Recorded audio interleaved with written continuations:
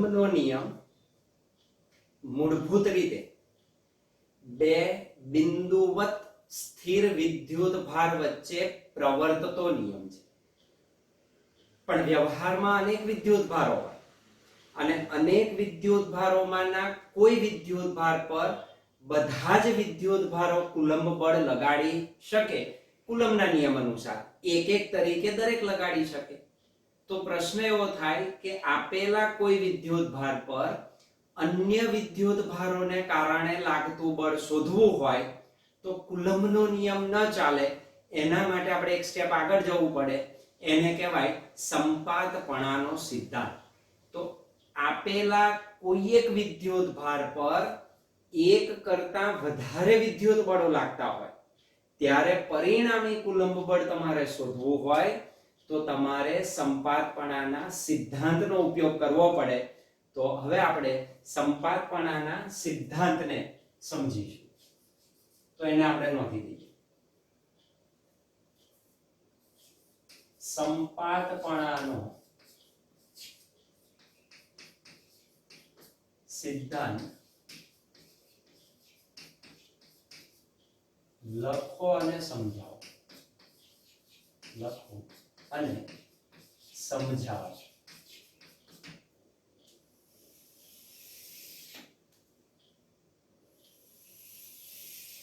તો superposition principal કહેવાય સંપાતપણાનો સિદ્ધાંત. તો પહેલા એને આપણે વિધાન લખીશું અને ત્યારબાદ એને સમજવાની કોશિશ કરીશું. તો સૌથી પહેલું સંપાતપણાના સિદ્ધાંતનું વિધાન.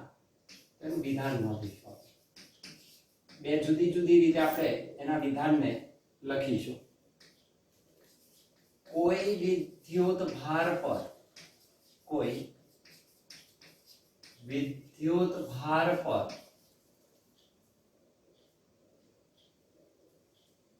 બીજા સંખ્યાબંધ કોઈ વિદ્યુત ભાર પર બીજા સંખ્યાબંધ વિદ્યુત ભારોને લીધે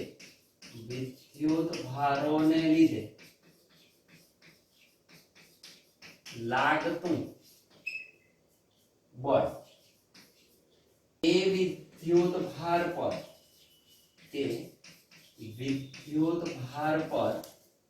બીજા વિદ્યુત ભાર ને લીધે એક એક તરીકે એક જેમ એકના પ્રમાણમાં એક એક તરીકે લાગતા બળોના સદિશ સરવાળા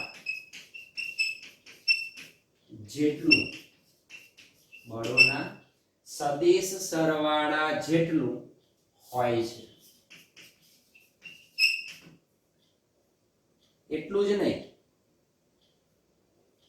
આ જે વ્યક્તિગત બળો છે એક એક તરીકે લાગતા, તો વ્યક્તિગત બળો જે બીજા બળો લાગે છે એક એક તરીકે લાગતા બળો સિવાયના વ્યક્તિગત બળો એ બીજા બળોની હાજરી વ્યક્તિગત બળો બીજા બળોની હાજરી ને લીધે કોઈ જ અસર પામતા નથી.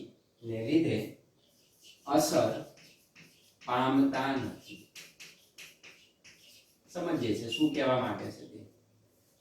તો કોઈ વિદ્યુત ભાર પર બીજા સંખ્યાબંધ વિદ્યુત ભારોને લીધે લાગતું બળ તે વિદ્યુત ભાર પર બીજા વિદ્યુત ભારને લીધે એક એક તરીકે લાગતા બળોના સદિશ સરવાળા જેટલું હોય છે. અને વ્યક્તિગત બળો બીજા બળોની હાજરીની કોઈ નોંધ લેતા નથી, એની કોઈ અસર એનાથી થતી નથી, તો એને લીધે અસર પામતા નથી. અથવા બીજી રીતે પણ આપણે એને નોંધી શકીએ. જ્યારે કોઈ એક વિદ્યુત ભાર પર, જ્યારે કોઈ એક વિદ્યુત ભાર પર એક કરતા વધારે, જેને આપણે સંખ્યાબંધ કહ્યું, એક કરતા વધારે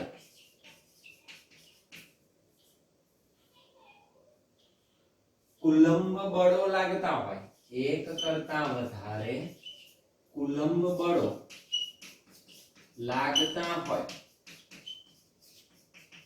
ત્યારે જો આપેલા કોઈ એક વિદ્યુત ભાર પર એક કરતા વધારે કુલંબ બળો લાગુ પડતા હોય ત્યારે પરિણામી કુલંબ બળ, ત્યારે પરિણામી કુલંબ બળ એ આ જે દરેક કુલંબ બળ લાગતા હોય એના સ્વતંત્ર, તો પરિણામી કુલંબ બળ એ દરેક સ્વતંત્ર, જેને અહીં આપણે કહ્યું હતું એક એક તરીકે, પરિણામી કુલંબ બળ એ દરેક સ્વતંત્ર કુલંબ બળ, એ દરેક સ્વતંત્ર કુલંબ બળ, એક એક તરીકે લાગતા બળો એટલે દરેક સ્વતંત્ર કુલંબ બળના કેટલા હોય એનો સદિશ સરવાળો કરવાનો, તો દરેક સ્વતંત્ર કુલંબ બળ ના સદિશ સરવાળા જેટલું હોય છે, ના સદિશ સરવાળા જેટલું હોય છે.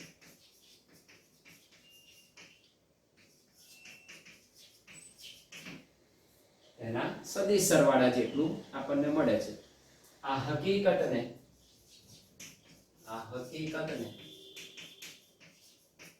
સંપાતપણાનો સિદ્ધાંત કહેવાય, સંપાતપણાનો સિદ્ધાંત કહે છે.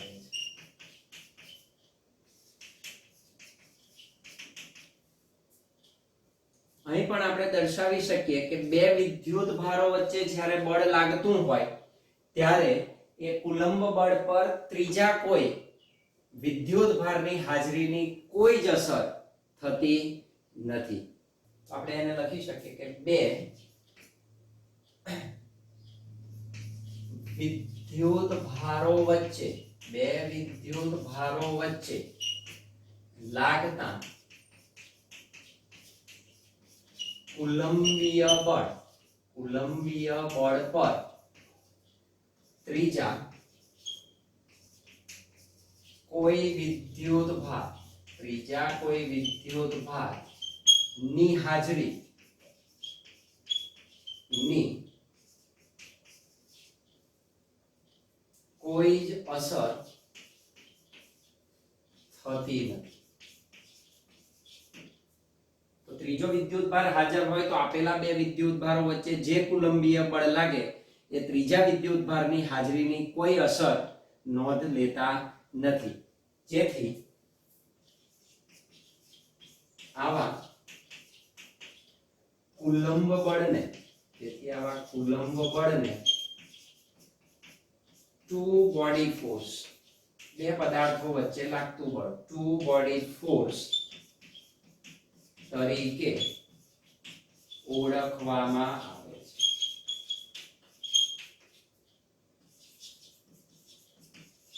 તો દરેક એક એક બળ તરીકે સ્વતંત્ર બળ લગાડે છે, એમાં બીજો ગમે તે આવે છતાં એની હાજરીની કોઈ અસર આમાં જણાતી નથી. તો નીચે સૌથી પહેલા આપણે એની આકૃતિ ડ્રો કરીશું. ત્રણ વિદ્યુત ભારો માટે અને પછી વ્યાપક ગમે તેટલા વિદ્યુત ભારો તમે દર્શાવી શકો. ધારો કે મારી પાસે ત્રણ વિદ્યુત ભારો છે અને મારે Q1 Q2 Q3 ત્રણ વિદ્યુત ભારો, એમાં Q2 અને Q3 વડે Q1 પર લાગતું પરિણામી વિદ્યુત બળ શોધવું છે. તો કેવી રીતે મળે? ધારો કે સૌથી પહેલો હું લઈ લઈશ Q1 વિદ્યુત ભાર. ધારો કે આ Q1 વિદ્યુત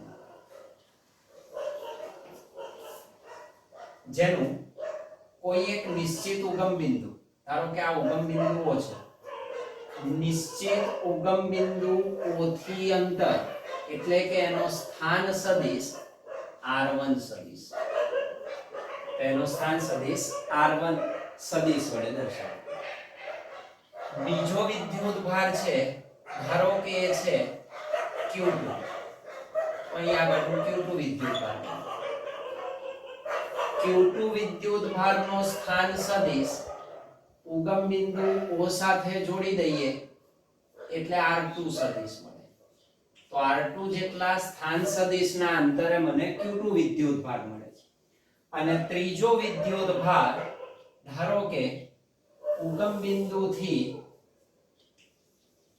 R3 અંતરે મળે છે, જે Q3 વિદ્યુત ભાર છે.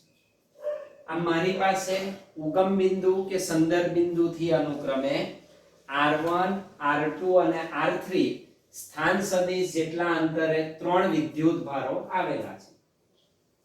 મારે Q1 પર બાકીના બેને લીધે લાગતું પરિણામી કુલંબ બળ શોધવું છે. એક કરતા વધે એટલે સંપાતપણાનો સિદ્ધાંત આવે, પણ એક વચ્ચે તો કુલંબ બળ જ લાગે, એ નહીં ભૂલવાનું. ચાલો જો Q2 થી Q1 તરફ, તો Q2 થી Q1 તરફ આપણે અત્યારે બધાને સજાતીય ધારી લઈશું સરળતા માટે, એટલે ઈઝી થઈ જાય. તો Q2 થી Q1 તરફ નો સ્થાન સદિશ હું દર્શાવી શકું, જેને આપણે કહીએ છીએ R12 સદિશ, 2 થી 1 તરફ. અને એ જ દિશામાં એકમ સદિશ તમને મળે R12 કેરેટ. Q2 વડે Q1 પર લાગતું કુલંબીય બળ અપાકર્ષી હશે તો એ R12 ની દિશામાં જ હોય. તો ધારો કે આ દિશામાં છે, એની દિશા આ છે, એને હું કહી દઈશ F12 સદિશ, 2 વડે 1 પર લાગતું કુલંબીય બળ. સેમ વે Q3 થી Q1 નો સ્થાન સદિશ આપણે દર્શાવી દઈએ. તો Q3 થી Q1 ને હું કહીશ R13 સદિશ, એની દિશામાંનો એકમ સદિશ R13 કેરેટ મળે. એ પણ અપાકર્ષી છે તો એ દૂરની તરફ લાગે, તો એનું પરિણામી આ દિશામાં હોય. માન લો કે એ F13 સદિશ છે, તો મને Q1 પર બે પ્રકારના કુલંબ બળ મળ્યા. F12 2 ને લીધે લાગતું, F13 3 ને લીધે લાગતું. ધોરણ 11 ને ફરી યાદ કરો. બે સદિશોનું પરિણામી મેળવવું હોય તો સબાચરની રીત છે ને ત્રિકોણની રીત છે. હું સબાચરનો ઉપયોગ કરું તો આટલા મૂલ્યનો ને દિશામાંનો સદિશ હું અહીં ડ્રો કરી દઉં, એના મૂલ્યનો ને એની દિશામાંનો સદિશ, આના મૂલ્યનો ને એની દિશામાંનો સદિશ અહીંથી ડ્રો કરી દઉં, તો અહીંથી અહીં મળી જાય મને. તો સબાચર થઈ ગયો. પરિણામી સદિશ કયો? તો કે વિકર્ણ. સબાચરનો વિકર્ણ એ પરિણામી સદિશ આપે, તો આ મને પરિણામી સદિશ આપશે. કયો? તો કે F1 સદિશ. તો 2 અને 3 વડે 1 પર લાગતું પરિણામી બળ F1 સદિશ હોય, જે મારે શોધવું છે. તો આપણે એની વાત કરીએ પહેલા, અને ત્યારબાદ એને વ્યાપક બનાવી દઈશું. તો પહેલા આપેલા Q1 પર Q2 અને Q3 ને લીધે લાગતા બળોનું પરિણામી સંપાતપણાના સિદ્ધાંત તરીકે આપણે દર્શાવીશું. તો એ આપણે સૌપ્રથમ શોધી લઈએ. તો આપણે 3 વિદ્યુત ભારોને અત્યારે ધ્યાનમાં લીધા છે. તો આપણે નોંધી શકીએ આકૃતિમાં દર્શાવ્યા મુજબ ક્યાં? શૂન્યાવકાશમાં સ્થિર, આ તો કન્ડિશન છે, સ્થિર હોવા જોઈએ, ગતિ ના કરતા હોવા જોઈએ. આકૃતિમાં દર્શાવ્યા મુજબ શૂન્યાવકાશમાં સ્થિર હોય એવા 3 વિદ્યુત ભારો Q1, Q2 અને Q3 ને ધ્યાનમાં લેતા. તો આપણે ત્રણ વિદ્યુત ભારો શૂન્યાવકાશમાં સ્થિર હોય એને આપણે દર્શાવેલા છે. હવે એમાંય ધારી લઈએ છે, ધારો કે Q1 પર Q2 અને Q3 વડે લાગતું પરિણામી બળ શોધવું છે. ધારો કે કોના ઉપર? Q1 વિદ્યુત ભાર ઉપર. તો ધારો કે વિદ્યુત ભાર Q1 પર અન્ય બે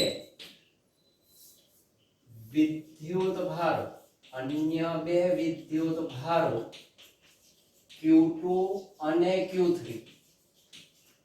વડે લાગતું, શું કરવું છે? એનું પરિણામી કુલંબ મેળવવું છે. વડે લાગતું બળ કોના જેટલું હોય?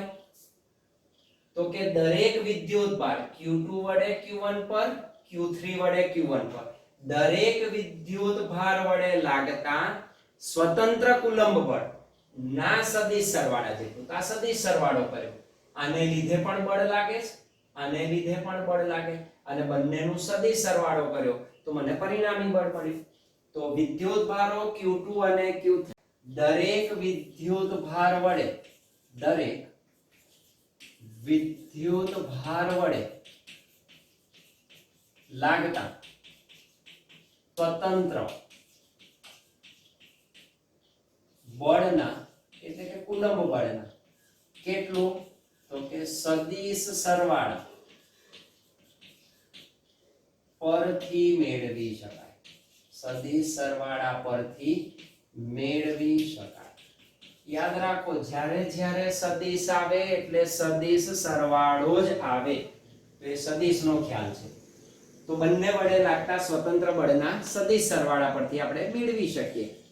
તો હવે કુલંબનો નિયમ તો આપણને આવડે જ છે. Q2 વડે Q1 પર લાગતું, Q3 વડે Q1 પર લાગતું. બે સૂત્રો લખી દઈએ, સદિશ સરવાળો લઈએ તો સીધે સીધું આપણને સૂત્ર મળી જાય.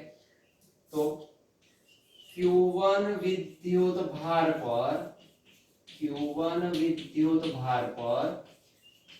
Q2 વડે લાગતું કુલંબ બળ આયું એક એક તરીકે લાગતા. આ એક એક તરીકે Q1 પર Q2 બળ લગાડે ત્યારે Q3 ની હાજરીની નોંધ લેતું નથી. છેક ને એ નહીં જોવાનું, એ જ એના ઉપર બળ લગાડે. કેટલું? તો કે F12. તો લાગતું કુલંબ બળ 1 પર 2 વડે, that is F12 સદિશ is equal to શું લખાય? તો કે K બંનેનો ગુણાકાર Q1 Q2 divided by આ ક્રમ જાળવવાનો, એટલે આપણને અહીંયા આગળ લખવાનું સરળતા રહે. that is R12 square into R12 caret. એકમ સદિશ લખો તો અહીં સ્ક્વેર આવે, અહીં સદિશ લખો તો અહીં ક્યુબ આવે. એટલું ધ્યાન રાખવાનું.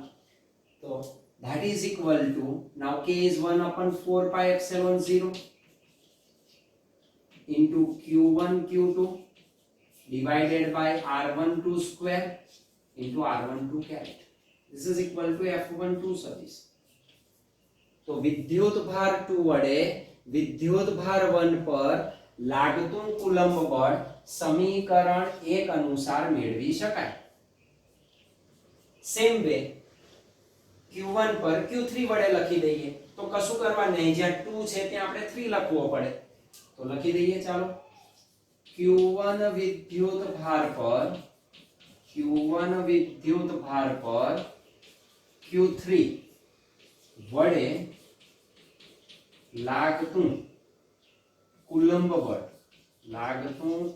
બળ શું લખાય?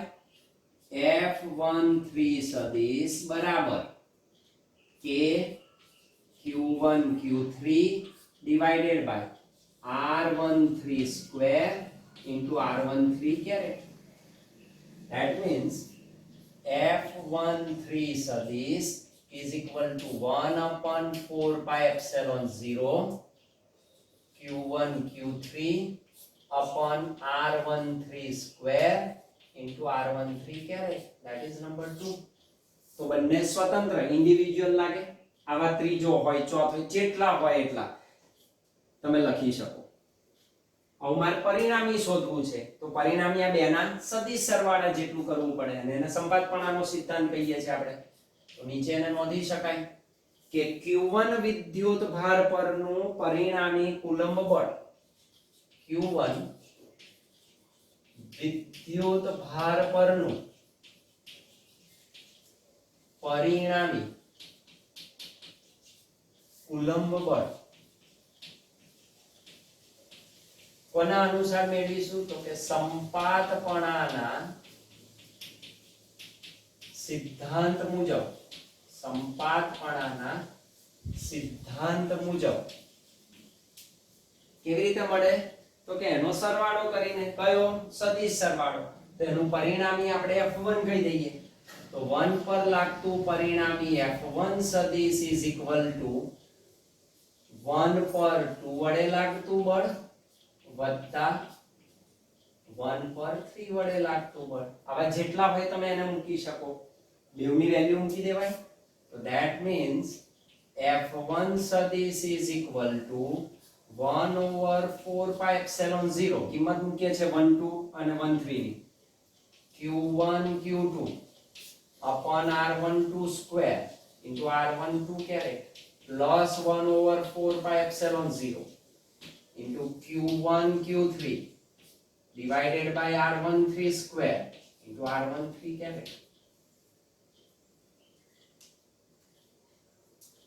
That is F1 સદિશ બરાબર 1 over 4 pi epsilon 0 કોમન લઈ શકું.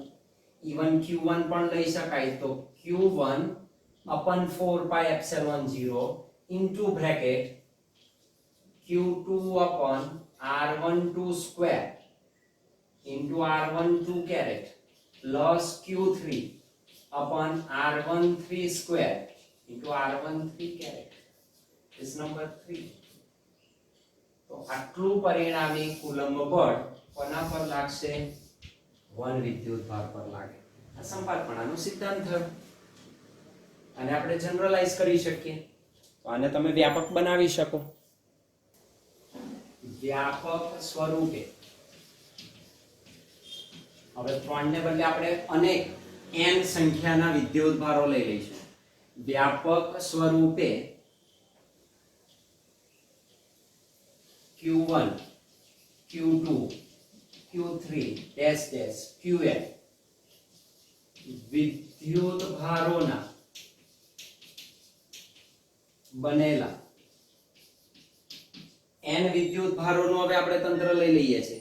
તો Qn વિદ્યુત ભારોના બનેલા તંત્રમાં એમાં પણ આપણે Q1 પર બાકીનાને લીધે લાગતું બળ મેળવી શકીએ. બનેલા તંત્રમાં Q1 પર Q2 વડે એકલો Q2 લો તો Q2 વડે જે બળ લાગે કુલંબના નિયમ અનુસાર લાગે. તો Q2 વડે લાગતું બળ કુલંબના નિયમ પરથી મળે. અને એમાં Q3 Q4 Q5 Qn કોઈ અસર દર્શાવતા નથી, કારણ કે એક એકની જ અસર થાય. અર્થાત અન્ય વિદ્યુત ભારો Q3 Q4 Qn વિદ્યુત ભારોની હાજરીને લીધે એના ઉપર કોઈ અસર થતી નથી. અર્થાત Q3 Q4 dash dash Qn વિદ્યુત ભારો ની હાજરી ની કોઈ જ અસર થતી નથી. જોઈ લો આકૃતિ હું અહીં આગળ ડ્રો કરું છું, પછી એનું સૂત્ર મેળવીએ. તો ફરીવાર આપણે ગમે તેટલા લઈ શકીએ. માન લો કે આ Q1 ચાર્જ છે, તો આ Q1 છે. ધારો કે આવું ગમે તેટલું છે. તો Q1 નું ઉગમ બિંદુથી સ્થાન R1 સદિશ થઈ ગયું. ધારો કે Q2 વિદ્યુત ભાર અહીં લઈ લઈએ આપણે, તો Q2 વિદ્યુત ભારને લીધે ઉગમ બિંદુથી જેનું અંતર કયું છે R2 સદિશ, અને આ દર્શાવો તોય ચાલે, એની કોઈ જરૂર નથી. તો આ જે છે એ તમને મળે R12 સદિશ. સેમ વે હું સ્થાન સદિશ નહીં બતાવું, ગૂંચવાડો થશે નહીં. તો માન લો કે આ Q3 લઈ લીધો, ઓકે, તો એને લીધે લાગતું બળ મળે. એ જ રીતે હું દર્શાવી દઉં, માન લો કે અહીં આગળ Q4 છે, તો આ Q4 વિદ્યુત ભાર, એને લીધે આ બધાના સ્થાન સદિશ તો છે એ હું દર્શાવતો નથી હવે. તો Q4 ને લીધે પણ લાગે અને Q5 ને લીધે પણ લાગી શકે. માન લો કે Q5 વિદ્યુત ભાર અહીં છે કોઈ એક જગ્યાએ, અને અહીં દર્શાવી દઉં, જેને હું કહી દઉં n મો વિદ્યુત ભાર. તો Qn થઈ ગયો, તો Qn અહીં આગળ છે અને આ Q1 ચાર્જ છે. તો વારાફરતી તમે દર્શાવી શકો. જો Q2 વડે Q1 પર લાગતું બળ માન લો કે આ દિશામાં છે, જેને હું કહી દઉં F12 સદિશ. જોજો બરાબર. 3 વડે લાગતું બળ ધારો કે આ દિશામાં છે, તો આ થયું F13 સદિશ. આ બંનેનું પરિણામી તમે શોધી શકો. જો હું ડોટેડ વડે દર્શાવી દઈશ, સબાચક પૂરો કરાય, તો બંનેનો સબાચક પૂરો કરું તો મને આ પરિણામી મળ્યું. ડોટ વડે જ બતાવીશ. This is equal to F, અત્યારે આ બે ને લીધે મળ્યું 2 અને 3 ને લીધે, તો હું આને કહી દઉં F23 સદિશ. માન લો F23, અથવા તો એને આપણે દર્શાવી દઈએ F ડેશ સદિશ. ચાલો આને F ડેશ સદિશ કહે. હવે આ મારું પરિણામી થયું આ બેનું. એમાં ચોથો ઉમેરું તો F ડેશ માં ચોથાને લીધે લાગતું બળ માન લો કે આ છે. This is equal to F14 સદિશ. તો F1 F ડેશ આ છે, F14 આ છે. તો બેને લીધે પરિણામી મારે શોધવું હોય તો ફરી સબાચકનો નિયમ, આના મૂલ્ય જેટલો જ સદિશ આ દિશામાં હું ડ્રો કરી શકું.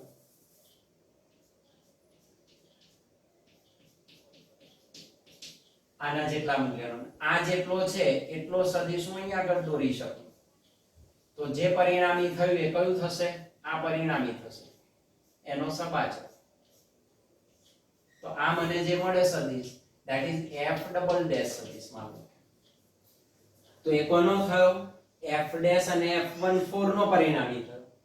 ચાલો એમાં Qn નું ઉમેરું. છેલ્લો માન લો કે આવ્યો, અથવા પાંચમો સદિશ આવ્યો, તો એને લીધે લાગતું બળ માન લો કે આ દિશામાં છે, તો that is equal to F5. આપણે 5 લખી દઈએ. ચાલો 5 વિદ્યુત ભાર. તો this is equal to F15 સદિશ. આ સદિશ F ડબલ ડેશ ને આ નું પરિણામી મારે મેળવવું છે. તો બંનેનું પરિણામી એટલે F15 જેટલો સદિશ મારે અહીં દોરવો પડે. તો F15 જેટલો સદિશ અહીં દોરીશ અને F ડબલ ડેશ જેટલો હું અહીં આગળ દોરીશ. તો આ બંને અહીં આગળ ભેગા થાય તો પરિણામી કયો થયો? તો કે આનો વિકર્ણ. તો આ બેનો જે વિકર્ણ છે, વિકર્ણ કયો થશે? આ. તો આ જે વિકર્ણ મળ્યો, now that is equal to F1 સદિશ. 5 સદિશોનું પરિણામી તમને આ દિશા મળે. તો આ રીતે તમે એના સરવાળા શું કરી શકો? સદિશ સરવાળા લઈ શકો અને એના ઉપરથી તમે પરિણામી મેળવી શકો. તો આમ Q1 પરનું પરિણામી બળ, Q1 વિદ્યુત ભારનું પરિણામી બળ કેટલું મળે? બધાના સદિશ સરવાળા જેટલું, that is F1 સદિશ બરાબર F12 સદિશ પ્લસ F13 સદિશ પ્લસ F14 સદિશ અપ ટુ n વિદ્યુત ભાર હોય તો F1n સદિશ મળે. દરેકના સૂત્રો મૂકી શકાય જે આપણને ખબર છે કુલમ્બના નિયમ અનુસાર. શું મળે? અત્યારે હું k લખીશ તો k Q1 Q2 upon R12 square into R12 caret plus k Q1 Q3 upon r13 square into r13 caret plus dash dash plus k q1 qn upon r1n square into r1n caret अर्थात f1 सदिश बराबर k q1 common निकलશે into bracket q2 upon r12 square r12 caret plus q3 upon r13 square r13 caret plus dash dash plus qn upon r1n square into r1n caret આવી રીતે ના દર્શાવવું હોય તો એના માટે સરળતા છે મેથ્સ નો ઉપયોગ કરીએ that is equal to kq1 sigma sigma નો ઉપયોગ કરીએ જે લખી દઈએ it is equal to 1 to n અને આને સિમ્બોલ આપી દે that is qj upon r1j square into r1j caret this is જે બદલાઈ છે જે અને લખાય j is not equal to 1 1 ના હોય તો આ તમારું જનરલ સૂત્ર થયું અથવા તમે લખી શકો q1 upon 4 pi epsilon 0 sigma j is equal to 1 to n j is not equal to 1 qj upon r1j square into r1j caret this is equal to f1 સદિશ તો વ્યાપક સ્વરૂપ તમારું આટલું મળે that is number 4 તો સંપાતપણાના સિદ્ધાંત અનુસાર તમને આ મળી શકે અને આને એકદમ વ્યાપક કરવું હોય 1 ઉપર નહીં 2 3 ગમે તે વિદ્યુત ભાર પર પરિણામી બળ શોધી શકો તો વ્યાપક રીતે I માં પહેલા ઉપર નહીં કોઈ પણ પર I માં વિદ્યુત ભાર પર લાગતું પરિણામી બળ તો આને વ્યાપક કરી દઈએ કયો થઈ ગયો I મો તો that is Fi સદિશ is equal to Qi divided by 4 pi epsilon 0 sigma j is running from 1 to n j is not equal to I જે I ના હોવો જોઈએ qj upon 1 ને બદલે I થઈ ગયો rij square into rij that is number 5 જેને સંપાતપણાનું વ્યાપક સૂત્ર કહેવાય તો તમારો સંપાતપણાનું વ્યાપક સૂત્ર મળે આમ આપણે કહી શકીએ કે જે સદિશ સરવાળો છે એ સમાંતર બાજુ ચતુષ્કોણના સદિશના નિયમને અનુસરે છે તો અહીં સદિશ સરવાળો એ સમાંતર બાજુ ચતુષ્કોણ ના નિયમને અનુસરે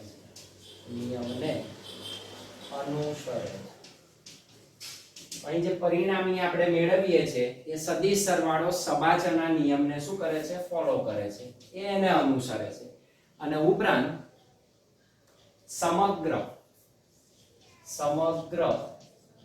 સ્થિત વિદ્યુત શાસ્ત્ર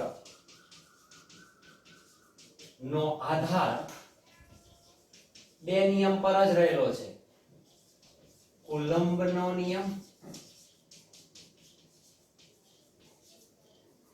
અને સંપાતપણાનો સિદ્ધાંત સંપાતપણાનો